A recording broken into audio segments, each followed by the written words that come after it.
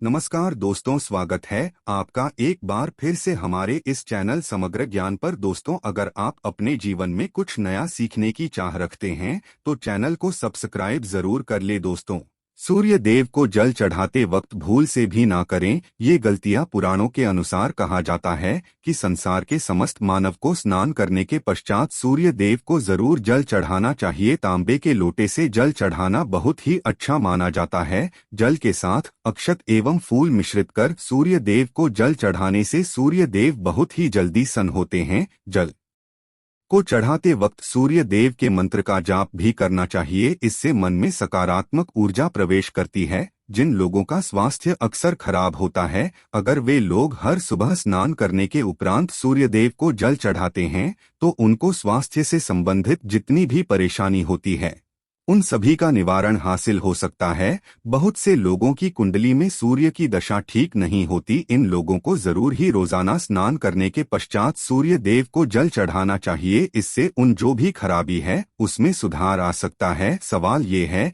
कि सूर्य भगवान को कैसे जल चढ़ाएं एवं कब जल चढ़ाएं। चलिए अब हम बात करते हैं कि सूर्यदेव को जल चढ़ाते वक्त हमें किन बातों का ध्यान रखना चाहिए। अगर आप सूर्यदेव को जल चढ़ाते वक्त ये गलतियां कर रहे हैं तो सूर्यदेव को जल चढ़ाना और ना चढ़ाना एक समान है। आइए जानते हैं सूर्य देव को जल चढ़ाते वक्त होने वाली गलतियों के बारे में। हो सकता कि इन्हीं गलतियों के कारण आपके रोजाना सूर्य देव को जल देने से भी आपको किसी भी तरह का कोई लाभ हासिल नहीं हो पा रहा है। परंतु दोस्तों, उससे पहले आपसे रिक्वेस्ट करते हैं कि वीडियो को लाइक जरूर करिएगा, दोस्तों को शेयर कर दीजिएगा।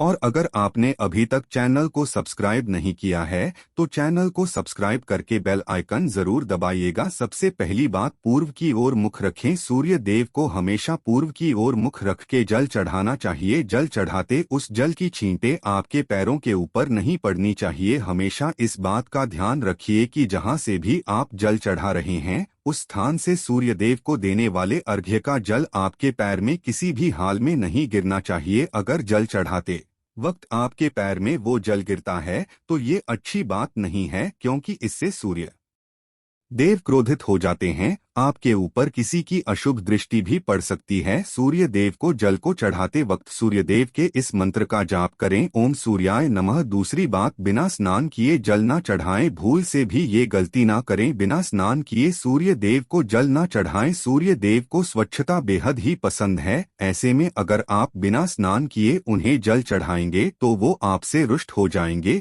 और आप जिस कारण से उन्हें जल चढ़ा रहे थे उस कार्य में भी आप असफल हो जाएंगे। तीसरी बात, ताम्र पात्र का उपयोग। आजकल प्लास्टिक का बड़ा फैशन चल रहा है। प्लास्टिक की किसी भी तरह की चीजों से सूर्य देव को जल बिल्कुल भी अर्पित ना करें। इसके अलावा स्टील, पीतल, कांच इत्यादि पत्रों का भी उपाय ना करें। सूर्य देव को जल चढ़ाने के लिए हमेशा ताम्र पात्र का उपाय करना चाहिए। इसके पीछे वैज्ञानिक कारण ये भी है कि सूर्य देव की उष्णता से प्लास्टिक से कुछ जहरीली गैसें निकलती है जो हमारी सेहत के लिए भी अच्छी नहीं होती। चौथी, ब्रह्मा मुहूर्त में ही अर्पित करें जल। कोशिश करें कि ब्रह्मा मुहूर्त में ही आप सूर्य देव को जल अर्पित करें। ब्रह्मा मुहूर्त का वक्त अर्थात सुबह के 3 से 5 बजे का वक्त सूर्य देव को जल अर्पण करने का सबसे अच्छा वक्त माना जाता है। जल चढ़ाने से पूर्व आपके नियमित क्रियाकलाप भी पूरा होनी चाहिए। आप स्वच्छ वस्त्र पहनकर ही सूर्य को अर्घ्य दें। ऐसा करने से नौ ग्रह की कृपा जल चढ़ाने वाले व्यक्ति के ऊपर सदैव बनी रहती है। पांचवी, अक्षत एवं फूल जरूर हो। सूर्य देव को जल चढ़ाते वक्त जल में अक्षत रूली फूल जरूर होनी चाहिए। अगर आपके पास कुछ भी नहीं है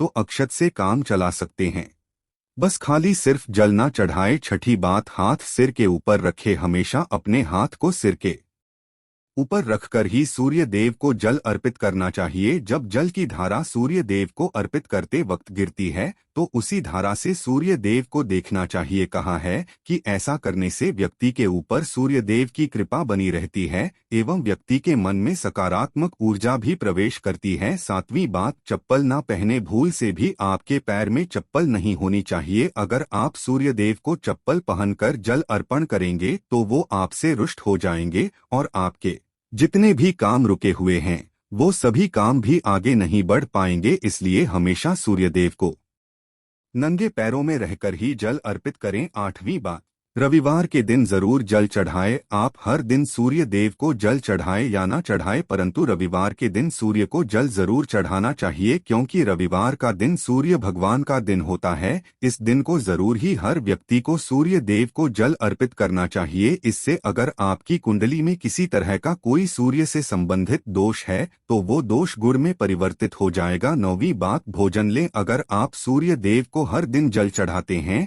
तो इस बात का जरूर ध्यान रखिए कि आप रविवार के दिन मांसाहार का सेवन ना करें। लाल रंग की सब्जी, मसूर की दाल ना खाएं। अगर आप रविवार के दिन मिष्ठान ग्रहण करते हैं तो ये बहुत ही अच्छी बात है। रविवार के दिन लाल कपड़े भूल से भी ना पहनें। अब बात करें उपायों के बारे में, तो रविवार का दिन भगवान सूर्यदेव को ही समर्पित होता है। रविवार भगवान सूर्यदेव की पूजा करना बहुत अधिक लाभदायी होता है। वैसे तो हमें प्रतिदिन ही सूर्यदेव की पूजा करनी है, परंतु रविवार के दिन विशेष रूप से भगवान सूर्यदेव की पूजा कर लेनी चाहिए। तो आपको एक तांबे का पात्र लेना है। उस तांबे के पात्र में आपको जल रखकर भगवान सूर्यदेव को हर रविवार को अर्पित करना है। अगर आप प्रतिदिन नहीं कर पाते हैं तो रविवार को जरूर करें। वैसे आपको प्रतिदिन सूर्य देव को जल जरूर देना चाहिए। चाहे आप कोई पूजा नहीं कर पाते हैं, वक्त नहीं है आपके पास, तो सिर्फ स्नान करने के बाद सूर्यदेव को जल भी अर्पित कर देते हैं, तब भी आपके जन्म कुंडली के ग्रह दोष समाप्त हो जाते हैं और आपको जो भी परेशानियां होती हैं उन परेशानियों से मुक्ति मिलती है। जब आप सूर्यदेव को जल अर्पित करते हैं, गायत्री मंत्र का जाप करें। गायत्री मंत्र का जप आप यथासंभव कर सकते हैं। अगर आपके पास वक्त है तो 108 बार कर लीजिए, नहीं तो जितनी देर आप जल दे रहे हैं वहां पर खड़े होकर सूर्यदेव के सामने 5 मिनट तक कर लीजिए। इससे बहुत लाभ होता है। गायत्री मंत्र का जप करने से, जैसे सूर्यदेव को जल अर्पित करते वक्त जब हम गायत्री मंत्र का जप करते हैं तो हमारी नौकरी में अगर कोई बाधा आती है तो वो दूर होती है, नकारात्मक ऊर्जा दूर होती है। रविवार के दिन सुबह जब आप सूर्यदेव को अर्घ्य देते हैं तो उसमें थोड़ा सा गुड़ मिला लीजिए। इससे क्या होगा, इससे आपकी सभी कामनाएं पूरी होंगी। अगर आप भगवान सूर्य देव को जल अर्पित करते हैं, उसमें सा थोड़ा गुड़ मिलाकर अर्पित करते हैं,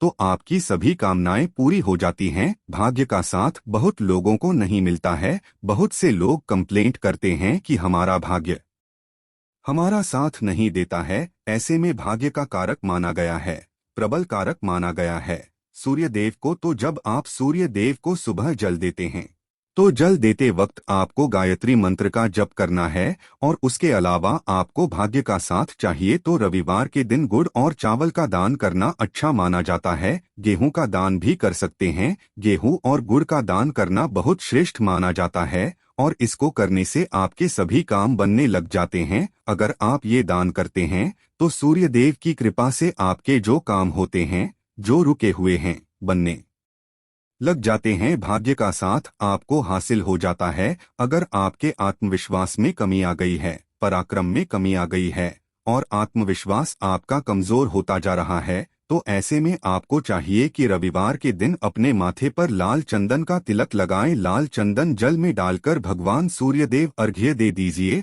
और अपने माथे पर भी आपको लाल चंदन का तिलक लगाना है। जब आप जल देते हैं भगवान सूर्यदेव को, तब आप उसमें लाल चंदन डालेंगे। जब सूर्यदेव को जल अर्पित करते हैं तो उसके बाद उस तांबे के पात्र में थोड़ा सा जो लाल चंदन है वो किनारे पर लगा होता है। जब हम कोई भी वस्तु डालकर अर्पित करते हैं तो किनारे पर थोड़ा सा लग ही जाता है। उस पात्र से ही अनामिका उंगली में आपको लाल चंदन लेना है और इसे अपने मस्तक पर है। अगर आप ये प्रतिदिन करते हैं तो निश्चित बहुत जल्दी आपके आकर्षण में वृद्धि होती है, आपके सभी काम बनने लग जाते हैं। आप अगर व्यापार करते हैं तो आप जिनसे भी डीलिंग करते हैं, जिनसे भी आपका व्यापार है, जिनसे भी आपका व्यापारिक रिश्ता है, बहुत मजबूत स्थिति में होता है। आपके मान सम्मान के साथ आपके आत्मविश्वास में भी वृद्धि होती है। सूर्यदेव की कृपा पाना चाहते हैं तो लाल मसूर की दाल किसी ब्राह्मण को रविवार के दिन दान कीजिए। अगर आप ब्राह्मण को लाल मसूर की दाल दान करते हैं तो तो इससे आपके जन्म कुंडली के ग्रह दोष दूर होते हैं। ये आप 7 रविवार कर लीजिए जैसे कि आप दान करते हैं। अब जैसे इस रविवार से आपने शुरू किया तो 7 रविवार लगातार कर देंगे तो आपको बहुत जल्दी लाभ हो जाता है, ग्रह दोषों से मुक्ति मिल जाती है। रविवार के दिन गुड़ खाकर किसी काम पर निकलना चाहिए, जैसे प्रातः काल आप थोड़ा सा गुड़ खा लेते हैं तो इससे सूर्य देव जाते हैं। और गुड़ और चावल से बनी हुई खीर अगर आप सूर्य देव को चढ़ाते हैं तो इससे दिन भी बहुत अच्छा हो जाता है। भगवान सूर्य देव को अर्पित करने के बाद आप ये खीर प्रसाद स्वरूप स्वयं भी खा सकते हैं और परिवार के सभी लोग खा सकते हैं। इससे आपकी तरक्की होती है, जीवन में आपको सफलता की प्राप्ति होती है। व्यापार हो, नौकरी हो, हर जगह आपको तरक्की मिलती है। और अगर आपके घर में कोई बीमार है, बहुत वक्त से बीमार है, तो उनसे कहें कि वो सूर्य देव को तांबे के पात्र में रोली और लाल फूल डालकर अर्पित। लाल फूल आप कोई भी ले सकते हैं, गुलाब का, गुड़हल का, जो भी लाल पुष्प उपलब्ध हो उसको तांबे के पात्र में डालकर थोड़ी सी रोलियां लाल चंदन डाल सकते हैं। ऐसा करने से सूर्य ग्रह बलि हो जाता है तो आत्मविश्वास बढ़ता है। आत्मा के कारक है सूर्य देव, और जब हमारा आत्मविश्वास बढ़ता है रोगों से मुक्ति मिलती है, नकारात्मक शक्तियों से छुटकारा मिल जाता है, दवाइयाँ जल्दी ही काम करने लग जाती है। रविवार के दिन आदित्य हृदय स्तोत्र का पाठ जरूर करना चाहिए अगर आप चाहते हैं आपको सूर्य ग्रह का पूरा लाभ हासिल हो। चाहे आपकी जन्म कुंडली में सूर्य मजबूत स्थिति में भी हो तब भी रविवार को आपको आदित्य हृदय स्तोत्र का पाठ जरूर करना चाहिए। आदित्य हृदय स्तोत्र का पाठ अगर आप 3 बार करते हैं प्रतिदिन या फिर 3 बार रविवार को भी कर लेते हैं तो इससे भी आपके जीवन की परेशानियां दूर होती है। आपके मन में कोई भी काम ना हो, हमने शुरू में ही कहा, गुण चाहिए, संतान चाहिए, मान सम्मान चाहिए, आत्मविश्वास चाहिए, शिक्षा में सफलता चाहिए, नौकरी में सफलता चाहिए, सरकारी नौकरी चाहिए। जीवन में आपकी कोई भी परेशानी हो, उस परेशानी से मुक्ति पाने के लिए आपका आत्मविश्वास बली होना बहुत आवश्यक है। अगर आपके अंदर आत्मविश्वास होगा तो आप किसी भी परेशानी से मुक्ति पा लेंगे। और आत्मविश्वास की प्राप्ति तभी होती है जब सूर्य हमारी जन्म कुंडली में अच्छी स्थिति में। एक बहुत ही अचूक उपाय हम आपसे शेयर करने वाले हैं, ये आप जरूर कीजिए। अगर आप किसी भी तरह से किसी भी परेशानी से घिरे हुए हों, कोई भी आपकी विशेष कामना है तो ये उपाय जरूर कीजिए। सूर्य को आप जब जल देते हैं तो जल देते वक्त जल में आपको एक बिल्वपत्र डालना है और इस बिल्वपत्र के साथ भगवान सूर्य देव को जल देना है। तो आप तांबे का पात्र ले लीजिए, उसमें थोड़ा सा गंगाजल डालें, थोड़ा सा जल डालें, थोड़ा सा रूली डालें और इसके साथ ही एक बेलपत्र डाल दीजिए। आप थोड़े से अक्षत कर सकते हैं। अक्षत क्या होता है? चावल होता है जिसके टूटे हुए दाने ना हो, बिल्कुल साबुत चावल होता है, उसे अक्षत कहा जाता है। तो थोड़े से अक्षत, रोली और बिल्वपत्र डालकर भगवान सूर्य देव को जल देना है। 7 बार में आपको जल देना है। जैसा कि बताया जाता है आपको 3 बार में जल देना चाहिए। रोक रोक कर एक ही पात्र का जल हम 3 बार में देते हैं, हमें बिल्वपत्र डालना है। तो इस विशेष सामग्री की वजह से हम इस जल को 7 बार में भी दे सकते हैं।